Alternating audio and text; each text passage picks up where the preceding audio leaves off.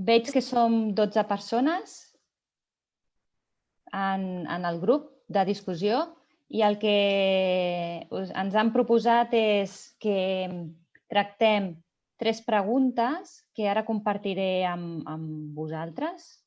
Puc compartir? Creo que sí, Esther. Si no puedes, puedo compartir yo la presentación.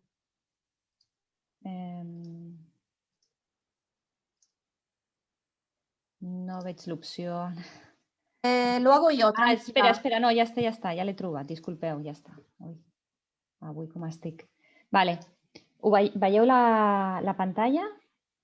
Sí. Vale, bàsicament, com anem molt justos de temps, obviarem el tema de les presentacions. A mi ja em coneixeu, alguns de vosaltres crec que us conec. És un plaer retrobar-nos.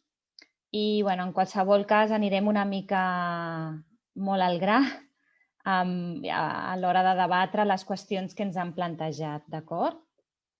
En aquest cas ens han plantejat els 4 grups de debat aquestes 3 qüestions generals que sorgeixen de les preguntes que es van plantejar a la primera jornada que es va fer fa unes setmanes. La primera pregunta va molt vinculada als aspectes més de regulacions regionals, estatals, els fets de les normatives, etc. Després tindríem una segona qüestió que hauríem de discutir mínimament sobre la vinculació o quin hauria de ser el rol del teixit empresarial en un sistema nou de formació contínua. I la tercera pregunta aniria més enfocada a quines opcions, estratègies s'haurien d'adoptar o es podrien adoptar per fomentar i motivar la participació del professorat en aquesta formació contínua.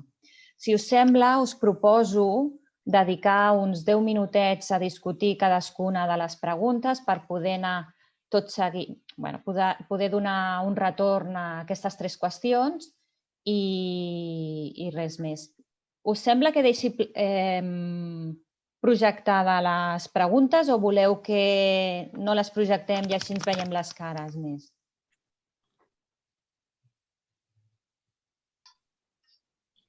A mi m'està bé, que quedin projectades com vulgueu. Perfecte. Doncs les deixem projectades i bé, la primera pregunta és aquesta, no? Quines són les qüestions claus per dissenyar una regulació regional estatal que inclogui i fomenti la formació contínua superior de manera exitosa? Aquest matí sí que s'ha apuntat la senyora Cristina Sanz, sí que ens havia dit que ella no era molt partidària de tenir una normativa o una norma, sinó més l'establiment dels criteris, uns criteris sobre la formació contínua. Com a grup, quina és la vostra opinió?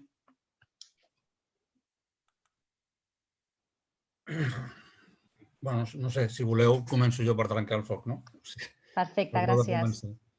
No, a veure, la meva opinió, ja avanço que no tinc una opinió massa ben formada sobre aquest tema, perquè he anat donant toms a mesura que he anat profunditzant una mica la qüestió, però que sí que crec que com a administració, malauradament, ens agradi o no ens agradi, estem regits per la necessitat de la regulació d'una sèrie de normatives per tirar endavant. I avui en dia jo no soc massa optimista en què la nostra administració canviï de criteri i de funcionament de forma diferent. Aleshores, sí que crec que ha d'haver una certa normativa, una certa regulació, sobretot de cara als reconeixements. Jo crec que això és bàsic, que d'alguna manera tothom participi dels mateixos criteris de reconeixement per les tipologies docents que es puguin desenvolupar en el futur. Això sí que ho veig fonamental. I, per una altra banda, també ho veig fonamental una certa normativa per establir les regles del joc, si més no, per als criteris de qualitat que s'han d'establir en aquests cursos, sobretot a nivell universitari.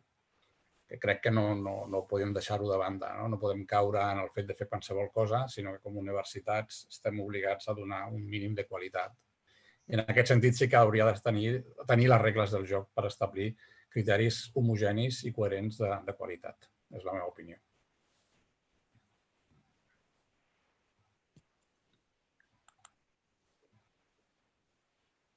Sí, algú més? Sí, no sé si se'm sent. Se'm sent? Sí? Mira, soc Rosa Maria Labrús, encantada de la Universitat Abat Oliba. És que la meva universitat és privada, com sabeu i coneixeu bé.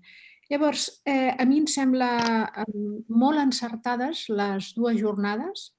Em sembla que efectivament cal redefinir el perfil del professorat, però també de l'alumnat, i cenyint-me a la formació contínua, nosaltres, com a empresa privada, en rebem molta de formació contínua, molta, obligada a més. Però a mi em sembla que hi hagi uns mínims criteris de regulació, em sembla bé, perquè així potser es podria aconseguir un equilibri entre la formació o microcredencials que podem rebre els professors, independentment de que ens acreditem després nosaltres a nivell d'ACU, però els alumnes crec que l'han de rebre i no la reben, perquè en el nostre cas, repeteixo que és un cas particular, crec que hauria de ser més obert i que hi haurien d'haver-hi, efectivament, per als alumnes, unes microcredencials que després les puguin exhibir certificadament en el món laboral. De manera que això repercutiria bé, penso, en el teixit empresarial per obtenir un perfil plural de l'alumne en els moments, o de l'estudiant en aquests moments que estem. Començant per les competències digitals, que no sempre les tenen. Jo veig els alumnes de primer que els hi has de fer de professor de continguts, però també explicar-los com van les plataformes. Llavors, esclar, necessitem que hi hagin unes microcredencials que els puguin afavorir en la digitalització i en les competències o habilitats socials del dia de demà. Com motivar i fomentar el professorat? Bé, com sempre hi ha professors que estan en una línia, però penso que els professors que ens hem anat acreditant per l'ACU tampoc ens resulta difícil posar-nos una mica al dia amb l'agència professional, perquè és que és la realitat que vivim. La universitat ha d'estar en contacte amb el món empresarial i penso que les idees són molt bones. Jo ho veig d'aquesta manera modestament i disculpeu que potser m'he extès. Perfecte. Alguna opinió més sobre la part més normativa? Sí, jo havia demanat la paraula amb la mà, però com estem d'aquesta manera, som Margarita Arboix, de l'Autònoma, de Barcelona, l'Autònoma, cal que afegeixi Barcelona. Jo no estic d'acord amb la necessitat de crear titulingüis. La formació professional ha de ser, jo entenc, ja ho és, molt canviant i que s'ha d'adaptar molt a les necessitats del mercat de treball i, en definitivament, de les qüestions socials, etc. Perquè aquí només parlem d'empreses, però hi ha molta més formació professional que és molt necessària. En principi, això fa que es necessiti ser molt, molt, molt flexible.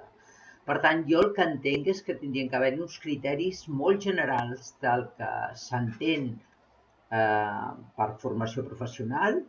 En aquest sentit, a partir d'aquí, diguéssim, les universitats o les escoles, etc., haurien de planificar dintre d'aquests criteris generals que haurien de ser validats, això sí, haurien de crear els seus títols. Penseu que les universitats en aquests moments estem anant cap a una capacitat d'autoacreditar-nos.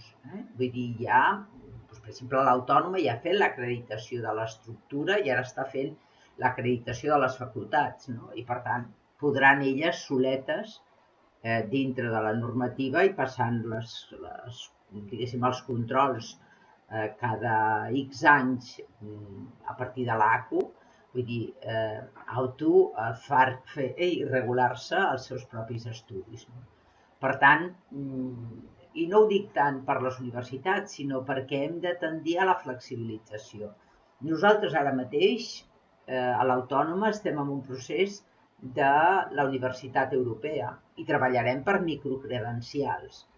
Llavors, vull dir, les universitats ja tenen la capacitat d'acreditar els seus estudis. I avui, us dic en sèrio, als empresaris els importa el que han fet, no la titulitis, o sigui, la capacitació que tenen, no el títol de la capacitació. I, per tant, jo crec que hem de començar a orientar les coses d'una forma diferent, perquè si no ens equivocarem. Hem de ser molt flexibles, molt oberts als canvis, i nosaltres mateixos ens hem de reciclar. No pot ser, per exemple, ara nosaltres per fer un títol universitari necessitem 2 o 3 anys de passos burocràtics. Això no ho pot tolerar el mercat de treball i, per tant, hem de tendir senzillament a que hi hagi uns criteris generals i a partir d'aquests estructurar, pactant, valorant, si voleu, cada X temps una avaluació de com se fan les coses, etc. Però a mi el títol i al treballador en si li importa molt poc. El que li interessa és tenir la capacitació per fer-ho. Gràcies. Moltes gràcies. Disculpeu perquè no us veig a tots en pantalla, llavors no puc gestionar massa bé el torn de paraula. Però la projecció, si vols, Esther, cap problema. Veiem les preguntes, no? Igual és millor, Sí, potser sí. Ara ja les hem vist. D'acord. Molt bé. Molt bé. Alguna aportació més sobre aquesta primera qüestió? Jo el que voldria dir, al marge de si s'ha de... Perdoneu, soc l'Esperanza Rodríguez, soc del Consorci per a la Formació Contínua de Catalunya, del Departament de Treball, Afers Socials i Família, que tenim un títol molt llarg. Al marge de si s'ha de fer normativa o no normativa relativa a la formació contínua, el que hauríem de definir o quedar-nos a tots clar què és la formació contínua, de què parlem quan parlem de formació contínua. Tu pots fer una formació contínua d'oferta, és a dir, cada universitat pot programar accions formatives, potser la nostra terminologia és una mica diferent, de l'àmbit laboral a l'àmbit universitari. Nosaltres sempre quan parlem de cursos parlem d'accions formatives. Potser la universitat pot programar les seves pròpies accions formatives en funció de les necessitats d'aquell territori, d'aquell sector, d'aquell grup d'empreses. O potser és programar-la d'aquella empresa en concret que necessita doncs ara fer una transformació digital, per exemple, que ara està tan en boga últimament. I llavors això també és formació contínua. Per tant, abans de posar-nos a fer normativa, el que hem de tenir clar què és la formació contínua, a qui s'ha d'adreçar la formació contínua. Nosaltres la tenim molt regulada des de l'àmbit laboral perquè, a més, és totes les polítiques actives, per tant, està normatitzada i està normatitzada no per la pròpia formació en si, sinó per al fons de finançament. I com que estem lligats amb una font de finançament, doncs existeixen uns criteris regulats i molt clars. Per tant, era només l'aportació en qüestió de la comparativa. Ja que teniu tot aquest bagatge nostre, que nosaltres ens hem trobat amb això, potser ara que esteu començant vosaltres, no esteu començant, perquè formació contínua porteu fent moltíssim temps. O sigui, els màsters, els postgraus són formació contínua. De llarga durada, és veritat, però és. I és veritat que la formació contínua, el que té, ara ho deia Margarida, pot ser, la persona que estava parlant abans, ho deia, la immediatesa de la formació contínua. Què és formació contínua? Tot allò immediat, el que necessita el mercat laboral i el mercat social en molts casos, de manera immediata. Per tant, s'ha de programar molt ràpid i una normativa sempre implica que qualsevol canvi és farragós, és llarg, només això. Si em permeteu, ja que he sigut el primer en dir això, soc Francesc Cuevas, abans no m'havia presentat, secretari tècnic de l'Escola de Postgrau de la Universitat Autònoma de Barcelona. I a veure, jo insisteixo en un tema, és a dir, jo em refereixo sempre a la formació d'estudis propis, vull dir que no són oficials, que sé que són problemàtiques completament diferents. En el nostre cas, un estudi es pot posar al mercat en aproximadament entre 4 i 6 mesos en funció de com vagin altres qüestions. Jo no és que estigui defensant una necessitat de normativització, però sí que és veritat que la nostra experiència ens ha portat de ser molt flexibles a la necessitat d'oferir productes de qualitat realment. La gent necessita... S'ha dit abans, en aquesta jornada, el dia d'avui, que quan un s'adreça a la universitat a veure el seu catàleg de titulacions, quan vol formar-se, també busca qualitat en la seva formació. Jo crec que les universitats no podem donar qualsevol cosa. Necessitem uns mínims de criteris de qualitat, perquè és el nostre ADN. Les universitats no podem fer qualsevol cosa. Jo parteixo d'aquesta base, igual estic equivocat, però crec que les universitats han de donar productes d'alta qualitat. Que això no està renyit, crec, ni està amb altres coses. No sé, però tot i així jo trobo a faltar criteris que ens ajudin, sobretot quan ens intercomuniquem amb altres centres formatius, amb el procés d'internacionalització, amb el que deia la Margarita Arboix, que la saludo, és el fet que també ens demanen criteris per al reconeixement. Vull dir, un dels aspectes que ara estem treballant per al tema de l'ECIO, de la Universitat Europea, és el tema de criteris comuns per al reconeixement d'aquestes microcredencials. Aquestes regles del joc, diguem-li normatives, diguem-li com vulgueu, han d'existir, perquè si no, no sabem a què estem jugant. I aleshores, a l'hora de posar-nos en el mercat, la gent ha de saber de què està parlant, si està fent un curs, si està fent no sé què, ha de saber quina és la qualitat, quins són els criteris de qualitat que cadascú de nosaltres desenvolupem i que ens fa posicionar-nos en el mercat d'una manera diferent. Vull dir, per fer qualsevol cosa hi ha altres mitjans, hi ha altres acadèmies, hi ha altres coses. Jo crec que la clau de l'èxit de la formació universitària en estudis propis, en la formació continuada, serà establir aquest element de qualitat, que pot vindre d'altres coses. Vull dir, això crec que no és incompatible amb el fet de fer dissenys d'estudis concrets, ja vinguin per al món empresarial, per petició o per projectes propis que la pròpia universitat pugui desenvolupar. Només volia deixar això, per una mica clar. Moltes gràcies, Francesc. Montse, has demanat la paraula. Gràcies. Sí, soc Montse Fontarnau, de la Universitat de Vic. De fet, és com tot, s'ha de trobar aquest balanç a l'hora de regular, sobretot estudis com els de la formació contínua, i malgrat que, evidentment, no hi ha aquesta sensació de titulitis, sí que és cert que en determinats moments el fet que una persona que ve d'uns estudis en el seu moment de grau, però al cap d'uns anys ha mutat cap a un altre tipus d'experiència professional, etc., moltes vegades el fet de tenir un màster o un postgrau, un curs realment que hagi permès aquesta mutació, aquesta transformació cap a un altre sector, li dona aquesta justificació, que moltes vegades potser pensem que no ens mirem els títols que té aquella persona, però sí que és cert que si al llarg de la seva vida laboral ha anat avançant cap a diferents sectors professionals, el que justifica que hagi pogut fer aquest avanç moltes vegades és aquest tipus de formació més llarga. I sí que seria bo que se'ls hi posés noms, què és un màster, què és un postgrau, en quan estem davant d'un producte d'alimentació, tenim molt clar quina diferència hi ha entre un producte o un altre. No fa falta que hagin d'estar contínuament regulats les universitats per quin tipus d'estudis fem. Ja està demostrada la capacitat de gestionar aquest tipus de formació. Però és una mica el que, resumint, el balanç entre regular però que sapiguem exactament de què estem parlant. Perquè, per exemple, el tema de les microcredencials, amb la velocitat de canvi de necessitats de formació que hi ha contínuament en tots els sectors, sí que són molt importants i que aquestes credencials, a més, permetin anar avançant, això, convalidar-les, poder-les incorporar en un tipus d'estudis de més llarga durada perquè permeti això, que aquestes persones, aquests treballadors, puguin justificar com han fet el pas de dir vaig començar uns estudis de sociologia i ara estic en l'àmbit de màrqueting.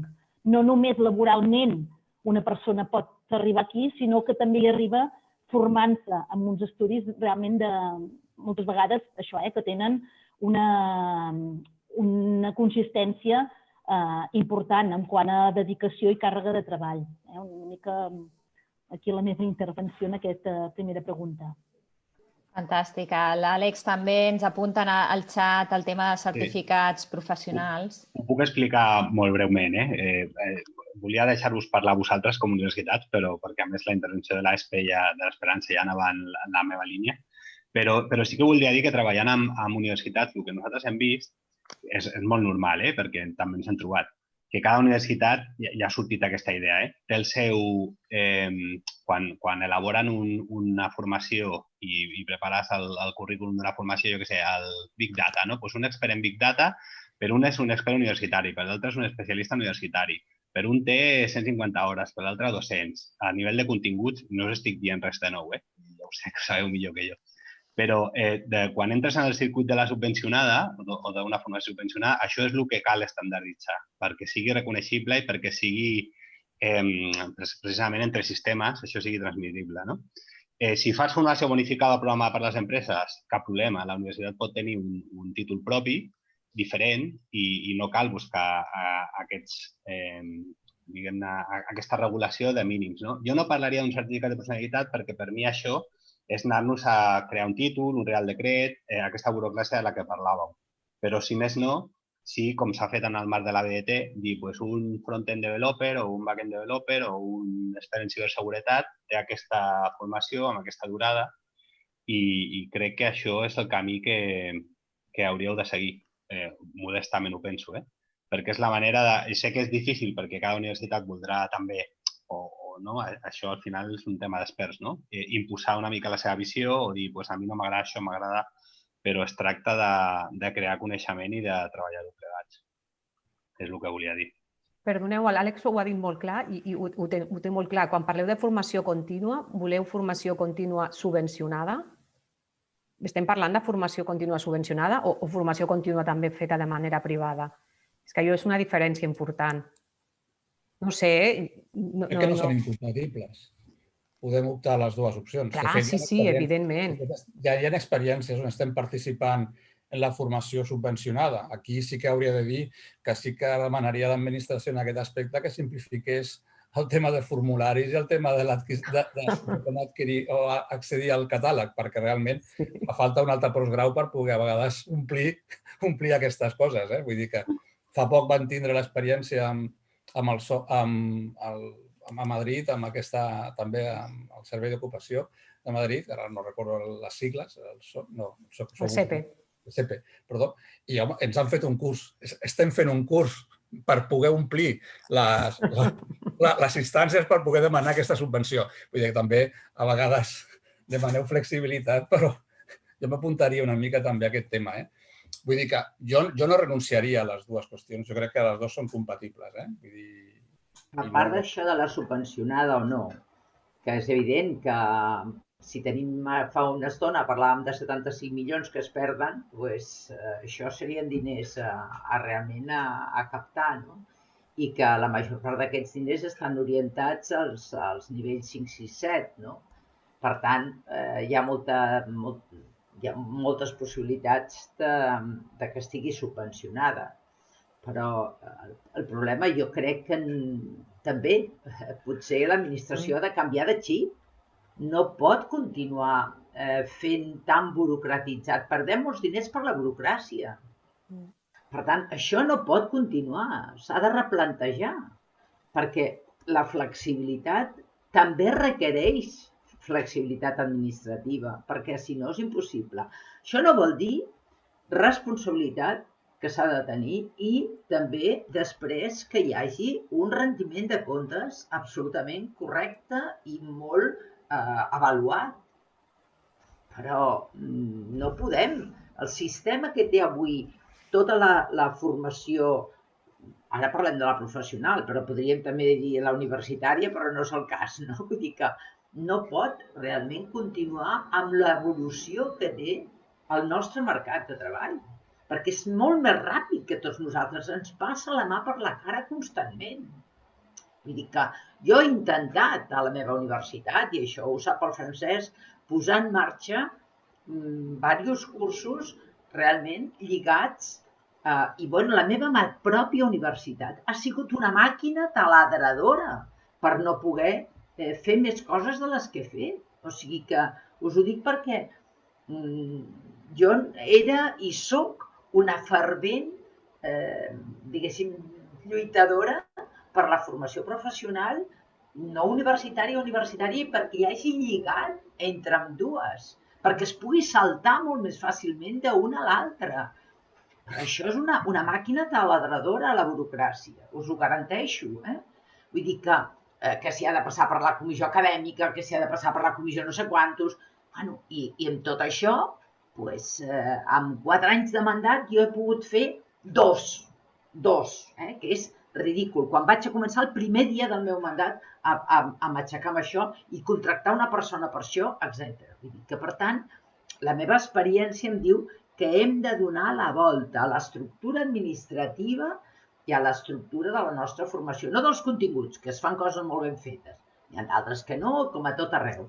Però estic parlant fonamentalment de l'estructura. Si no trenquem amb això, ens costarà molt, molt, molt ser moderns. Per utilitzar una paraula, vull dir, ara que està, diguéssim, ara amb la vacuna i tot ja parlem de moderna, no? Vull dir que, per tant, de veritat, jo soc en aquests moments molt trencadora, perquè si no trenquem amb això, tenim les qüestions molt difícils, us ho dic. I Europa està disposada, perquè, per exemple, us ho dic, amb el que ha fet amb les universitats europees és intentar trencar la burocràcia dels països. És el que està intentant. I, per tant, permetre diferents tipus de titulacions, diferents tipus d'aproximacions, etc. Vull dir que això és absolutament novedós.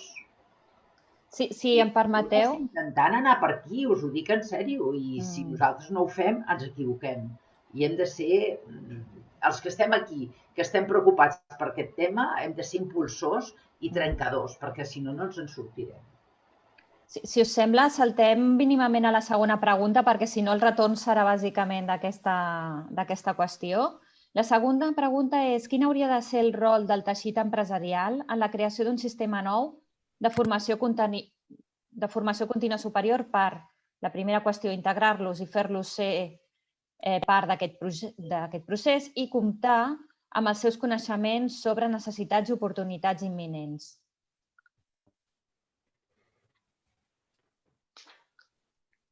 Qui vol iniciar la seva opinió sobre aquest tema? Jo mateix, però una altra vegada. Jo els dos, jo no veig... Jo crec que el teixit empresarial els hem d'incorporar i a la vegada ens hem d'aprofitar de la seva expertesa. Vull dir que... I ens ha de dirigir a vegades en el tema del que es necessita. Però també no només en els estudis de postgrau de formació continuada, també ho veig molt clar en els estudis oficials de grau i màsters. Vull dir que jo seria partidari d'integrar-los al 100%. Ja estan els consells socials, però potser s'hauria de potenciar més aquesta participació i la incorporació, sobretot de les seves necessitats i de la seva expertesa en l'elaboració dels plans d'estudi, en general, de qualsevol tipus. Jo, si ningú diu res, m'hi apunto. Jo em sumo al que ha dit el Francesc, però voldria afegir alguna cosa que és molt important. I aquí en som responsables en negatiu les universitats. Hem d'entendre que les persones que estan avui a les empreses poden liderar i ens poden... Fixeu-vos que dic liderar, no solament participar, sinó liderar projectes conjunts amb la universitat, perquè tenen un background molt important. És veritat que no tenen el títol i el doctorat i no sé què per ser professors de la universitat, però és que nosaltres els hem d'assumir com a persones que tenen capacitat per transferir coneixement.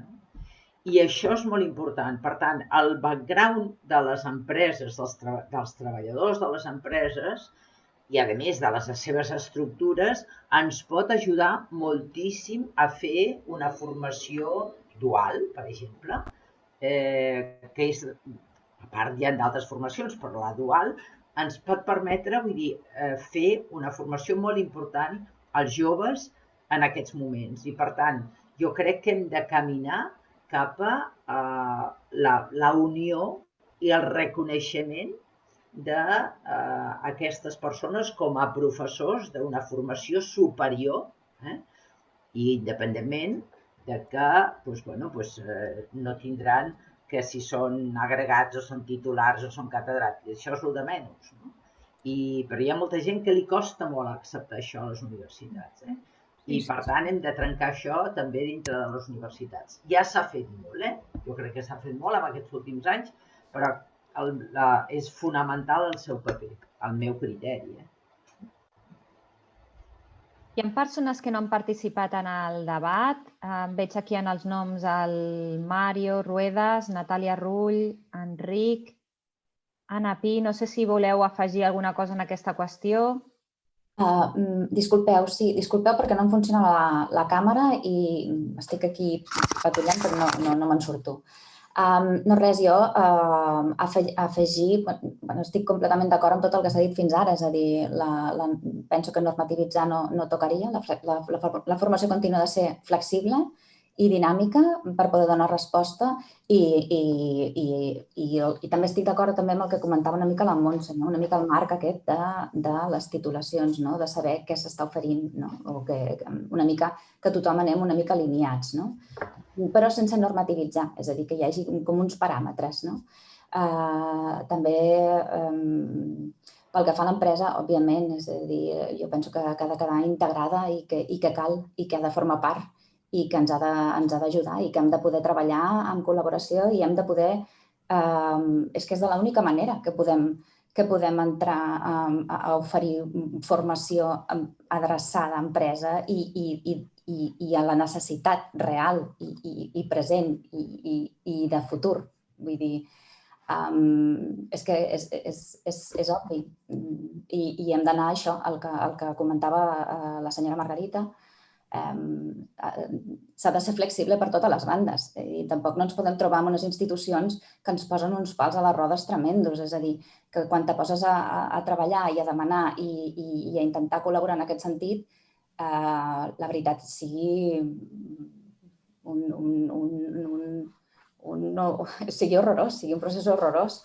Per tant, sí que també caldria un esforç des d'aquest punt de vista, des d'aquest altre vessant. Cal trencar amb tota aquesta burocràcia, perquè és que si no, no hi ha manera d'arribar. Res més a dir. Gràcies. Gràcies a tu, Natàlia. Enric, Mario, voleu afegir alguna cosa? L'Anna ens ha dit que ha tingut un problema amb la connexió elèctrica. Sí, hola, bon dia a tothom. Jo únicament, jo soc el tècnic de la sala d'avui, o sigui que no podria portar res. Gràcies. Gràcies. Permetem, ara pensant en com incorporar més el teixit empresarial en aquesta formació, veure, tot el que és la formació adreçada a l'empresa o a la societat en general sempre precisament amb estudis propis en formació continuada hem integrat aquest tipus de persones.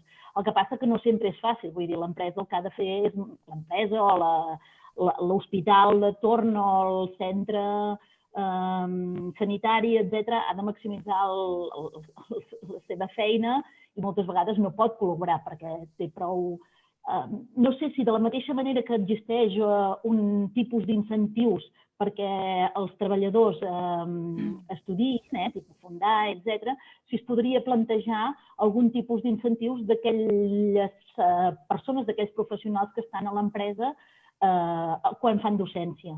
Algun tipus de, no sé, bonificació, fins i tot el tema de la seguretat social potser seria molt desmuntar una cosa que gairebé suposo és difícil, muntar una cosa que suposo que és difícil de realitzar per tota la burocràcia precisament que hi ha, però això, incentivar de la mateixa manera que que hi ha algun tipus d'incentius pels treballadors que es formen, també hi hagués algun tipus d'incentius per als professionals que estan a les empreses, que moltes vegades per una qüestió de temps no poden fer i que són molt bons professionals del seu àmbit. No sé, ho poso aquí sobre la taula, ja he posat de fer carta als Reis. Molt bé.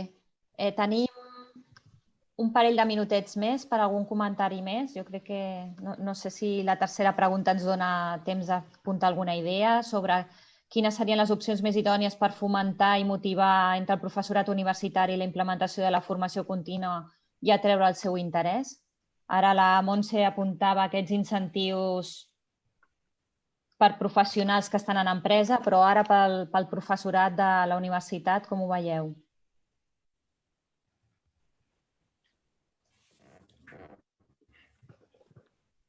Jo no vull ser el primer en parlar sempre.